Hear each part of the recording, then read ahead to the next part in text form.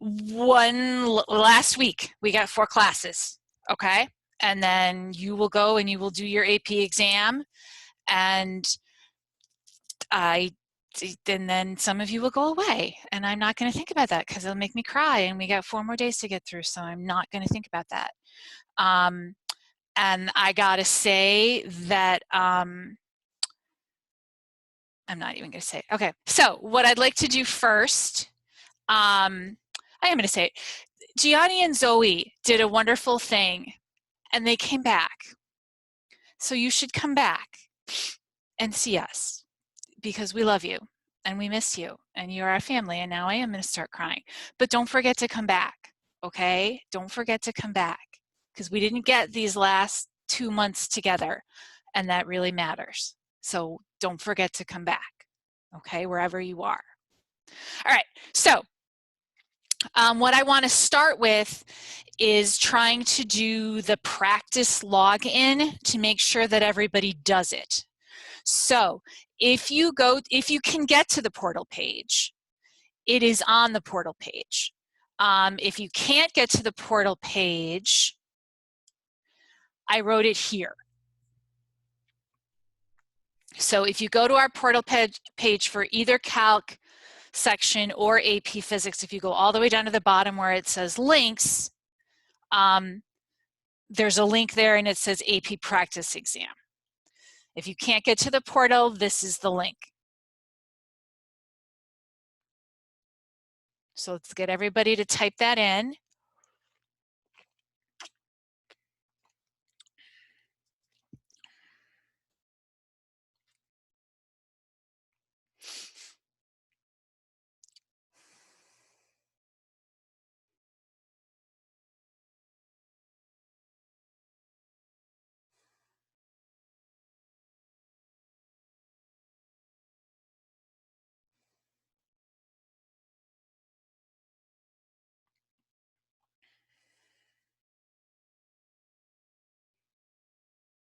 Helen, can you get there?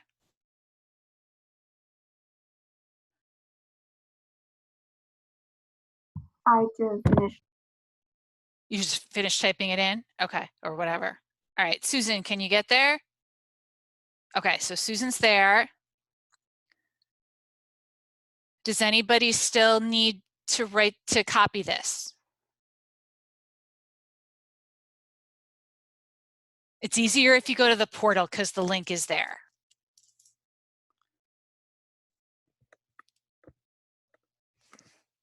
Okay, so it should take you to a web page that looks like this.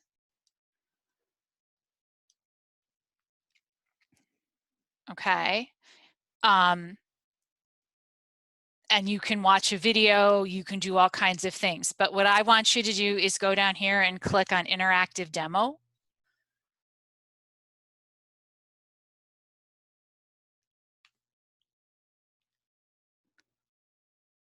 And this is going to give you the 2-question exam experience. And if you're in AP Physics or AP Calc, it's 2 questions. Okay, so if you want to click on that interactive demo button,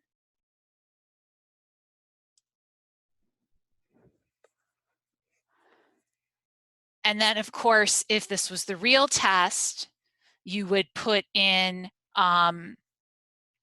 excuse me, you would put in your real AP ID number, which is like numbers and letters.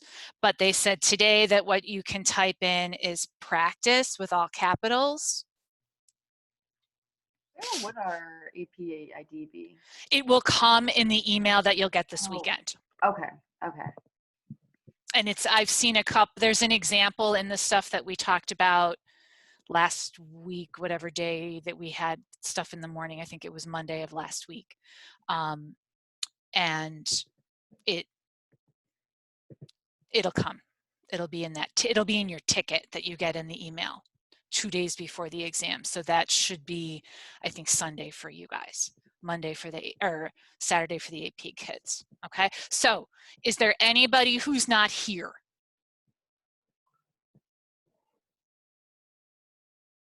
Okay. So you're going to click continue. It's going to tell you all the things that you can do. Okay. And you can fill everything in and then do question one. Okay. So get yourself logged in, get question one up and going. I'm going to do it too.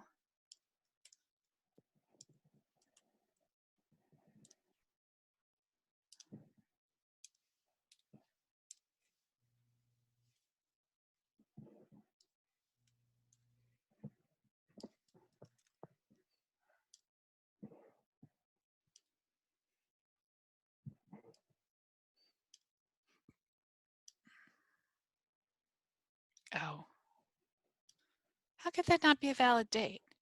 Oh, there we go.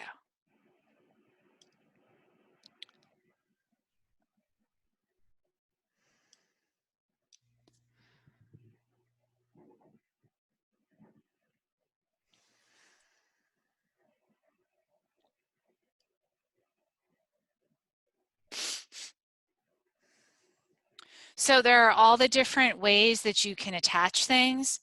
Again, I think what's best for you is going to be taking a picture, okay, because you're going to be writing things down. I suppose what you could do is, well, if you wanted to, but you need to practice, is you could in fact write in OneNote and print that OneNote file to a PDF and then attach the PDF. But if I were you, I would practice that before you do it, okay?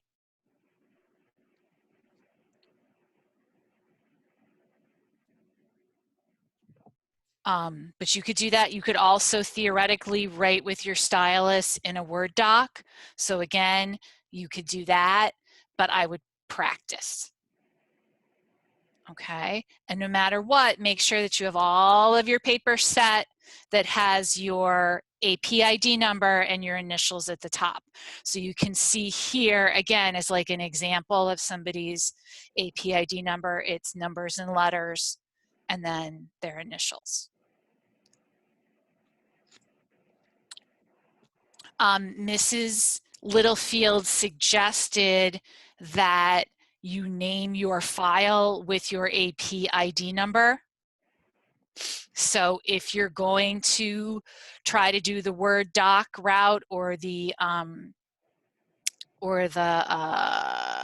OneNote and then making it into a PDF, that I would suggest you kind of have it already saved with your name and with, I'm sorry, not with your name, with your initials and perhaps with the ID code or with the exam name.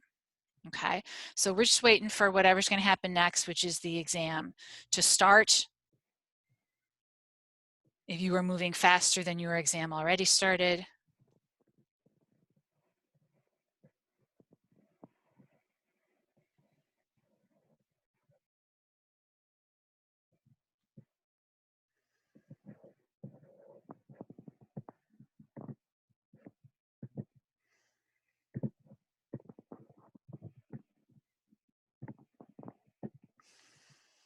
Okay, so I'm going to start.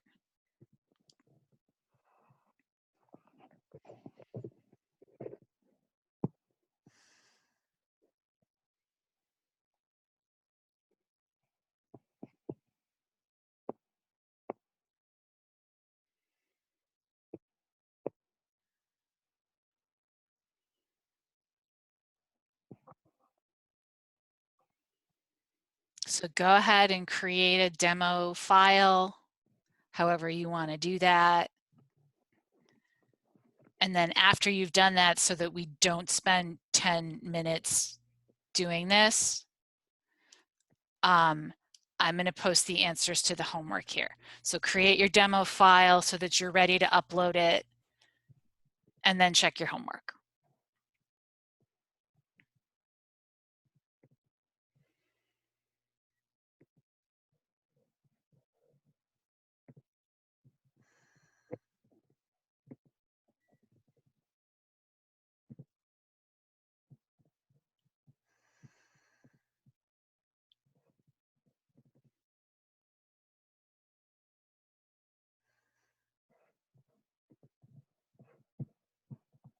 So are we supposed to like take pictures on our phone and then like email it to ourselves and then attach it? Well, you can. You need to think about how much time that's going to take. Mm-hmm. Another thing you could do, and we talked about this last week, and you might want to try it out, is to log in from your phone, because then you could attach the pictures directly from your phone into the website. But what you should think about, and this is kind of what you can practice with, is how easily can you read the question from your phone? So how small is that type? Mrs. Littlefield suggested that because they know people are going to be students are going to be taking these exams from all different types of devices, that you should be able to read the question no matter what device you're on. Okay. So that's why we're practicing.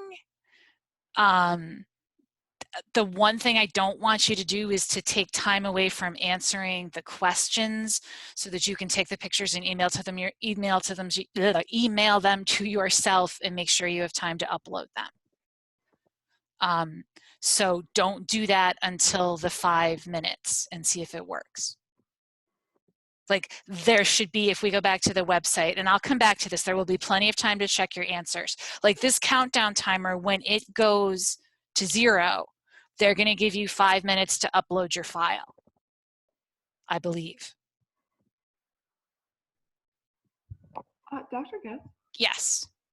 During the exam, will it be a lockdown browser? So if we wanted to upload a photo that we sent to our email, how would we be able to open our email in a separate tab if it's on now? That's a very good question, and you might not be able to do that. You might have to, there's a couple of things you could do. You could have 2 browsers going. You know, you could be doing this in whatever your browser of choice is, but you could open up like Microsoft Edge or Mozilla and open your email there.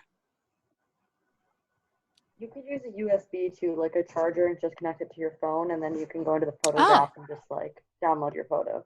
That's a great option too. Make sure you practice that before. Oh, what was that? Sorry. Just like you can, you know, like using your charger, you can hook your phone up to your computer and then just authorize your, like when you log in, it'll say like, oh, like on here, it'll be like, oh, like, do you accept this or do you trust it? And then you say yes, and then you go into your Photos app and do import, and you can import from your phone. But it takes them, it takes a bit though. So like. So again, you're going to want to set that up earlier in the day of the exam. Before the exam starts, you're going to want to have plugged your phone in. And then leave your phone plugged in while you're taking the pictures and everything, so you don't have to take time for the authorization.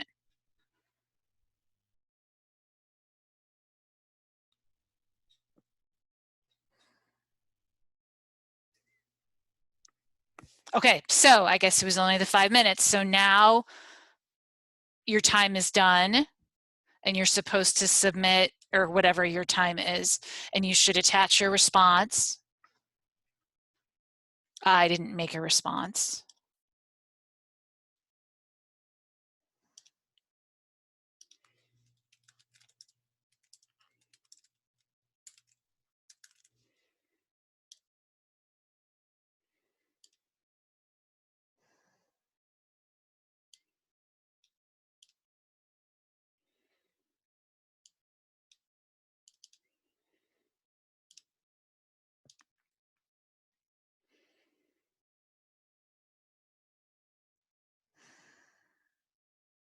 And if you do decide to use something like Word, make sure that you are saving often. Okay, and then I'm going to try to attach my response. I'm going to attach a file. Oh, you don't really attach the file.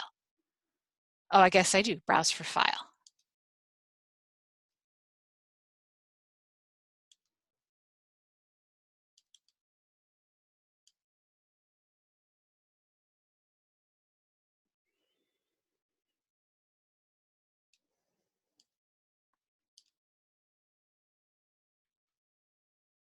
and I'm going to turn it in. That's fine.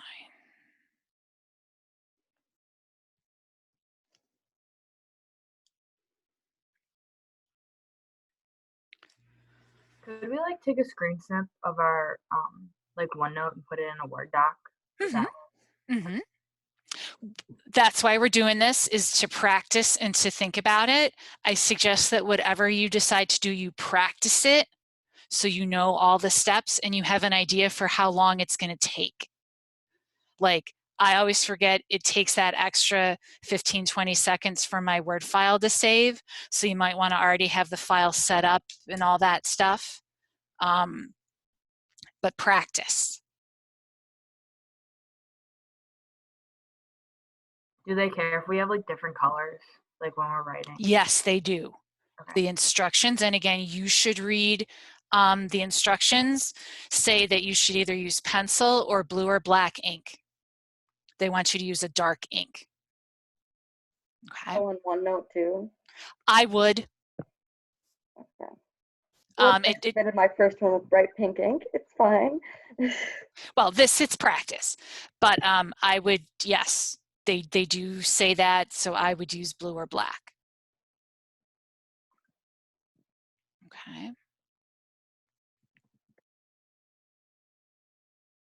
And again, like I said, you can practice this again on your own. Now that we've looked at it, you can think about what's going to work best for you, what you're going to feel most comfortable with, and then practice. This will be up all week. Dr. Getz, Mm-hmm. whenever I save, whether it's a photo or printing the OneNote to a PDF, Mm-hmm. for some reason, even though I press save, when I try to pull it up in the file and files, nothing comes up. And I've saved it like 5 times. What do you mean nothing comes up? You can't find the file, or the file is empty? No, when I search in the title of the file I saved it as, there are no results. Are you really positively sure where you're saving it? Yes. You are clicking on all of those places to save it? Yes, I do the OneDrive Buffalo Seminary. Quick access. Put it in quick access. There you go. Save it to your desktop. Okay, I can try that. It's not like you're going to need it after the exam.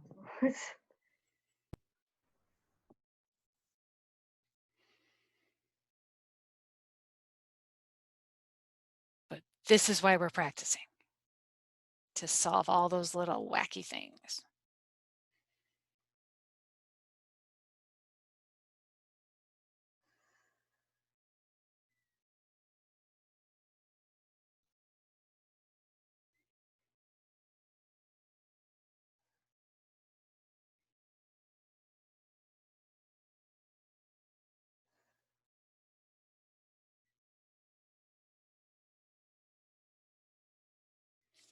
Okay, so now you can start working on question 2. Again, it'll be here, take 5 minutes, create your file. I will put the solutions back up.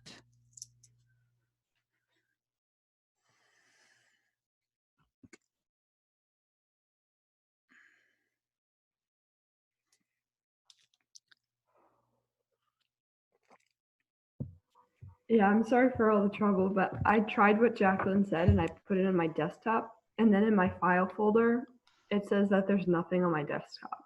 I'm struggling with that with the second question too.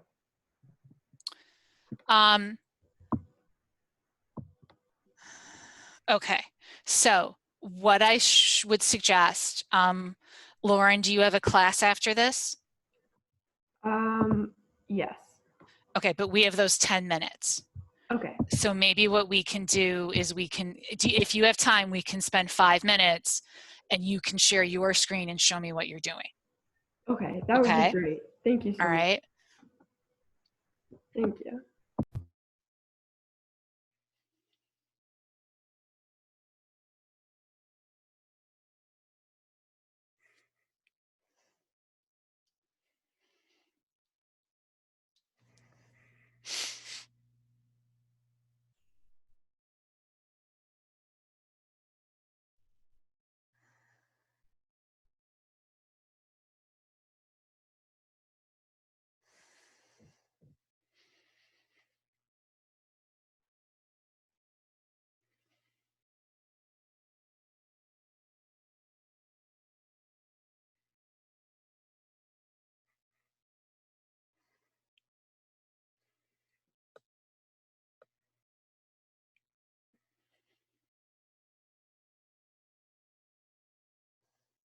instead of doing image, Lauren, do a text file. I just did that and that seemed to help. But open that text file and make sure that it's not gobbledygook. Because sometimes it'll just be like characters. It won't let me open it. That's another problem. I don't think it, because it just opened like normal. Let's see. I think it works. Okay.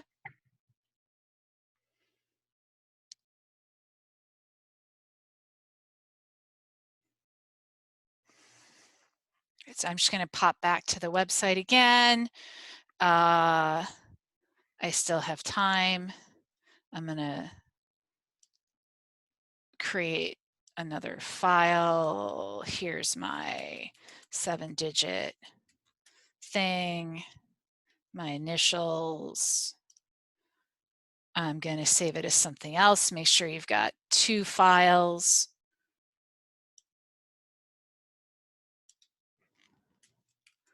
Set up. You're not going to call it practice AP exam response. You're going to put your AP ID in there.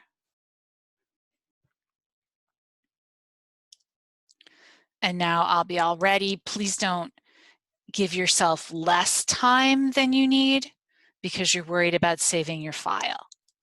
So I'll put these back up here.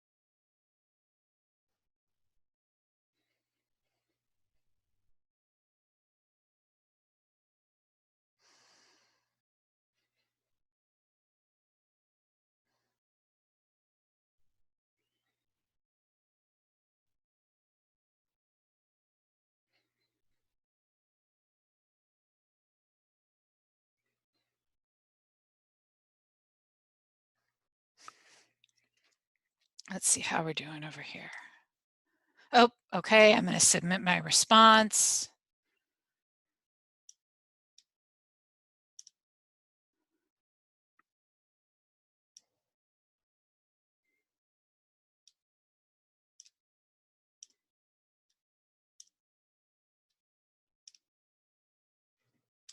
And I'm all done. Okay, so like it says here, you can launch that demo over and over again and play around with what's going to work best for you. And so please, please, please do that so that the last thing you are worried about on the exam day is how this is all going to work. Okay. So are there questions on the homework for today? We go over number 5. Okay. All of number 5? Yes. Okay. So number 5 should look kind of familiar. because it's one of those carrying capacity problems that we've done in the past. So we're going to look at 2012, number 5. So the rate at which a baby bird gains weight is proportional to the difference between its adult weight and its current weight. At time t equals 0, when the bird is first weighed, its weight is 20 grams. Gotta say, the robin's egg outside of my living room window hatched on Saturday, and we have all just been watching that baby bird with its little mouth opening. It's been really cool. So if B of t is the weight of the bird in grams, t days after it is first weighed, then dB dt is equal to 1/5 100 minus b. And we know that B of 0 is 20. So is the bird gaining weight faster at when it weighs 40 grams or when it weighs 70 grams? Well, so what you want to do is the rate at which it is gaining weight is that dB dt. So you're going to calculate that at when B is equal to 40. And you're going to calculate it when B is equal to 70. And that's just a matter of substituting in. And when B is equal to 40, I get 12. And when B is equal to 70, I get 6. And actually, kind of bizarre, but when you think about it, this is actually really what happens to animals that grow. You grow a lot more in the beginning of your life than you do later on in your life. Okay. So because this rate is faster, the baby bird is gaining weight faster when B is equal to 40. Okay? We good? Everybody understand that part?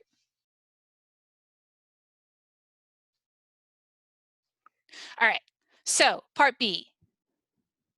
Part B says to find dB dt, and then use dB dt to explain why the graph of B cannot resemble the following graph. Okay, so remember that when we find the second derivative, that what we're doing is we are taking the derivative of the first derivative. And that's actually why it's the d that is squared in the numerator and the dt that is squared in the denominator, because I've got 2 dt's in the denominator and I have 2 d's in the numerator. Okay, so I'm going to take d by dt of dB dt, which is 1/5 times 100 minus b.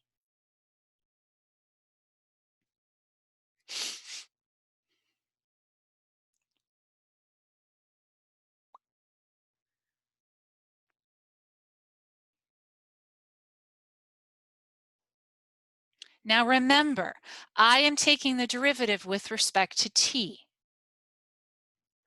This is not a t. It is a function of t, which means that I really need to use what?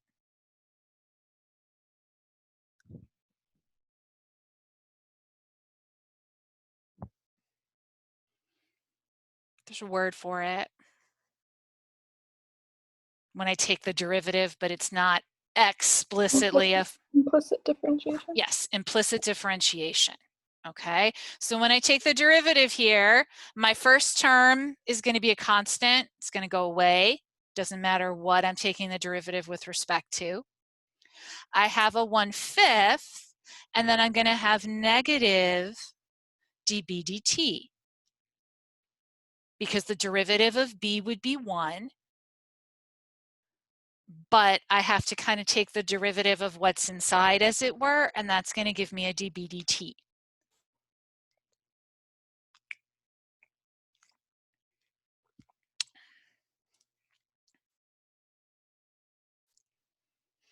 So I have 1/5, my negative sign, and then I'm going to write dB dt again.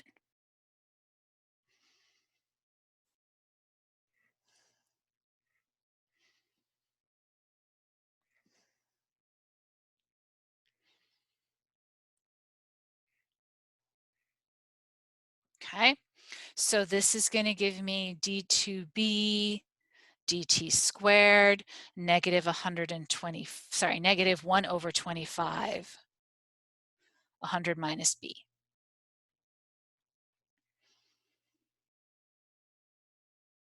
So that's like the first half of what we're supposed to do.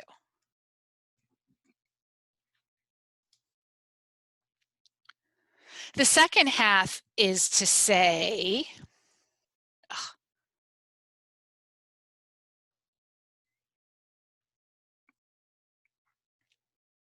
why can't this graph here be b of t?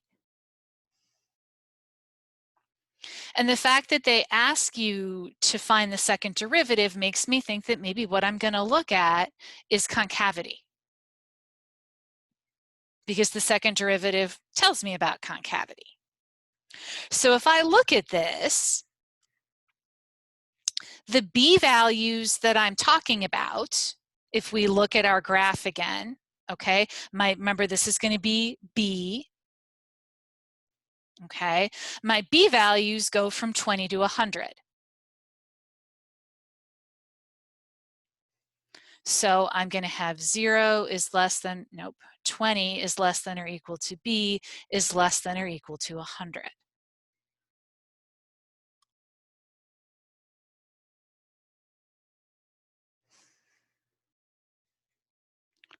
When I substitute those values in for b, what's in the parentheses here is going to be greater than 0. But I have this negative sign out here. So this tells me that d2b dt squared, or the second derivative, is less than 0 when b is between 20 and 100. So that tells me that b is concave down in my range up here, or actually it is technically a range. Okay. And that's not what my graph looks like. My graph is not concave down the entire time. I would have to say that this graph has a point of inflection somewhere near the middle, where it goes from being concave up to being concave down.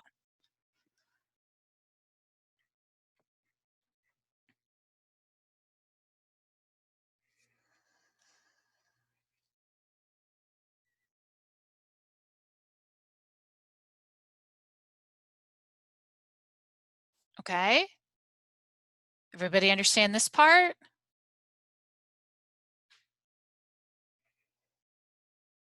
All right, then the last part, part C, says to use separation of variables to find y equals b of t, the particular solution to the differential equation with the initial condition b of 0 is equal to 20. So I've got my initial condition, and I have my differential equation, db dt is equal to 1 over 5, 100 minus b.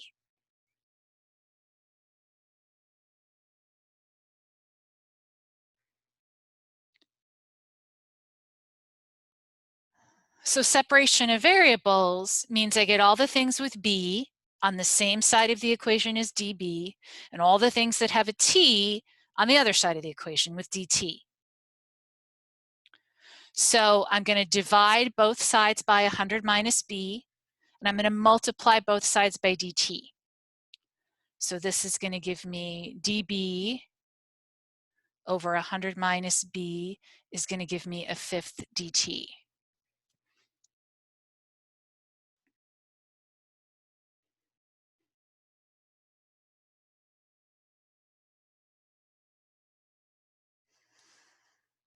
And then we're going to integrate both sides.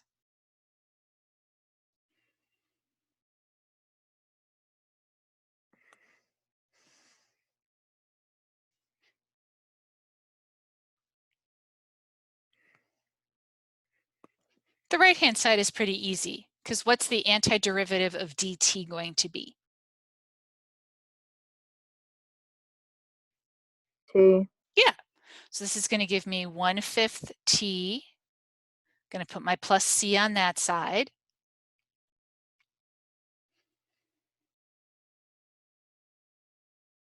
What am I going to get on the left side of the equation?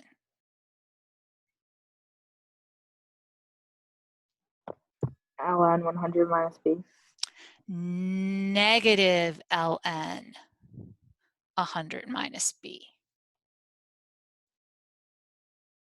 Because remember, when I take the derivative, what happens is I take whatever I'm taking the natural log of, I make it 1 over, but I also have to take the derivative of that thing, which is where that negative sign is going to pop up.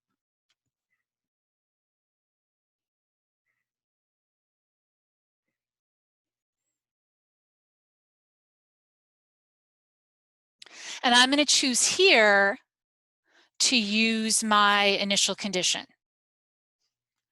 So that's going to be negative ln 100 minus 20 is going to be 1/5 times 0 plus c.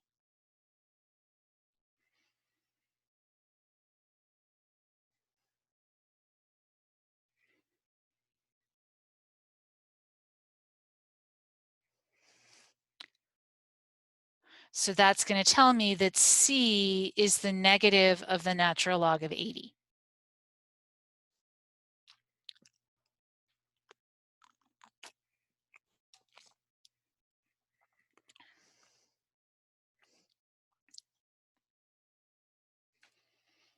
Why wouldn't you solve for b and then put use your initial condition? You can. I didn't get the same thing. Well, okay, so if you want to solve that for b, then that's going to give me well, you might get a different thing for c. So that'll be natural log of 100 minus b is equal to negative 1/5 plus c. So I'm going to take e to both sides. So that gives me 100 minus b is going to be equal to c times e to the negative t over 5. Because remember, this is going to be e to the 1/5 t times e to the c, but e to the c is really just another constant. So that's going to give me b is equal to 100 minus c e to the negative t over 5.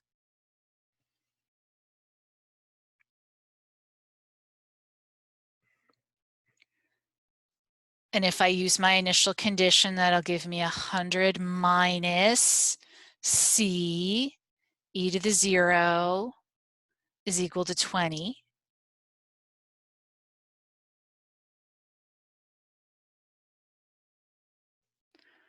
So that gives me c is equal to 80.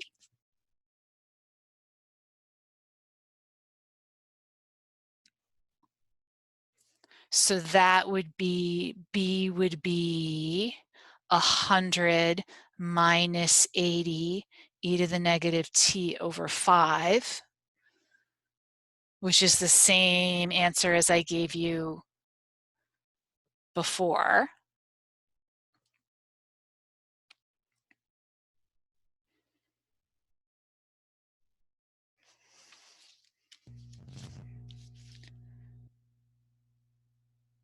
And we can continue with the way we were doing it over here in the red.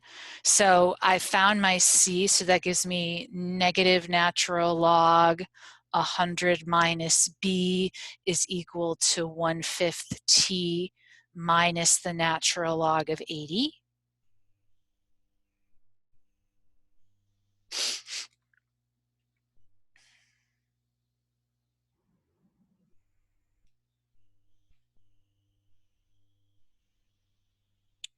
I'm going to multiply through by -1, so that's natural log of 100 minus b is equal to -1/5 t plus the natural log of 80.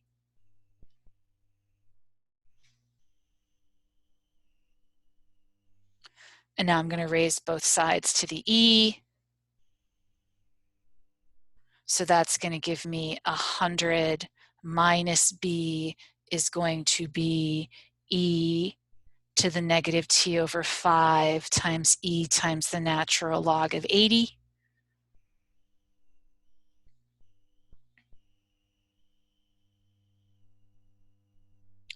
So this gives me 100 minus b is 80 e to the -t/5, or again, oops, that's not working very well. B is equal to 100 minus 80 e to the -t/5. So we get the same answer both ways.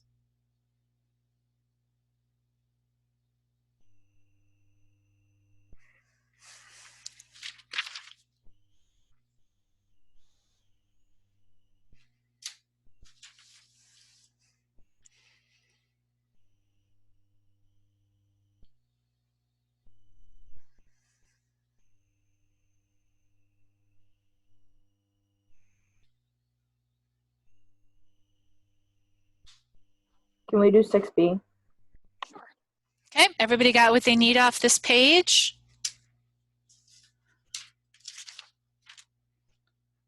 Okay, so if we go back to then 2013, number 6.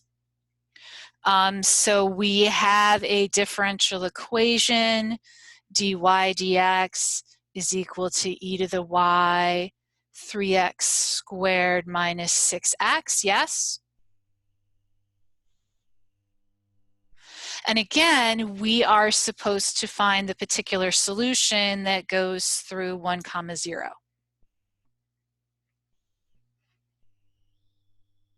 And again, we're going to use separation of variables. So we're going to bring everything that has a y onto the side with dy and everything that has an x onto the side with dx.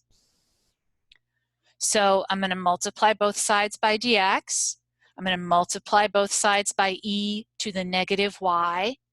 So that's going to give me e to the -y dy is going to be 3x squared minus 6x dx.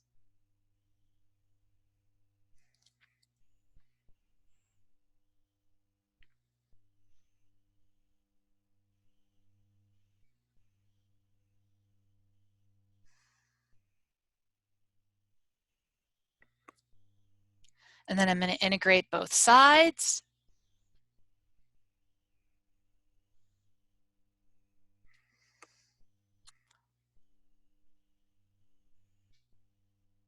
What's the antiderivative of e to the -y going to be? No, negative e to the y. Right, e to the -y. Oh, yeah. Okay. Because remember, the whole idea of taking the derivative or the integral of e to the something is the e to the something does not change. We may multiply it by things so that the derivative works out and the chain rule works out, but it's the first thing you do is you always rewrite e to the whatever it is. Okay. And then on the right, we can do inverse power law. So that should give us x cubed minus 3x squared plus c.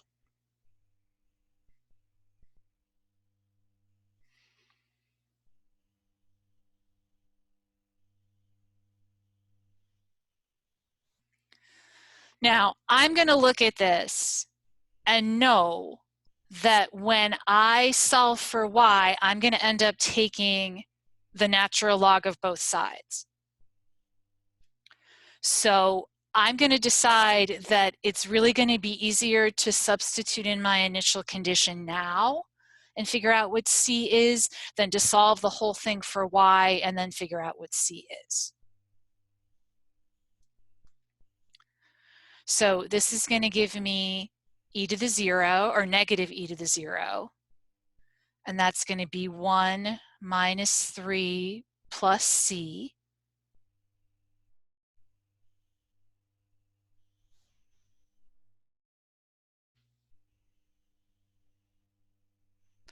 So that's going to give me minus 1 is equal to negative 2 plus C.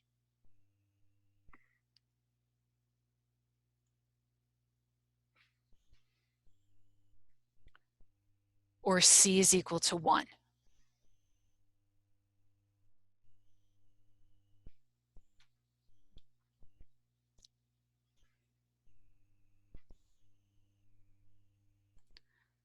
So now I'm going to substitute back in. So negative e to the minus y, x cubed minus 3x squared plus 1.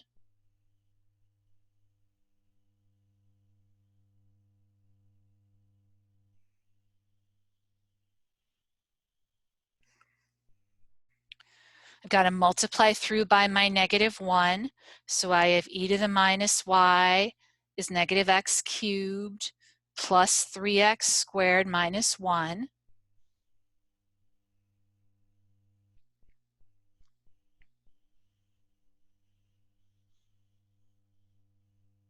And then I'm going to take the natural log of both sides. So that gives me minus y is the natural log of the absolute value of negative x cubed plus 3x squared minus 1.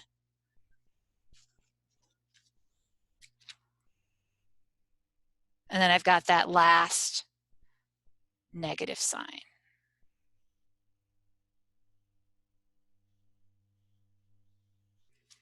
Okay.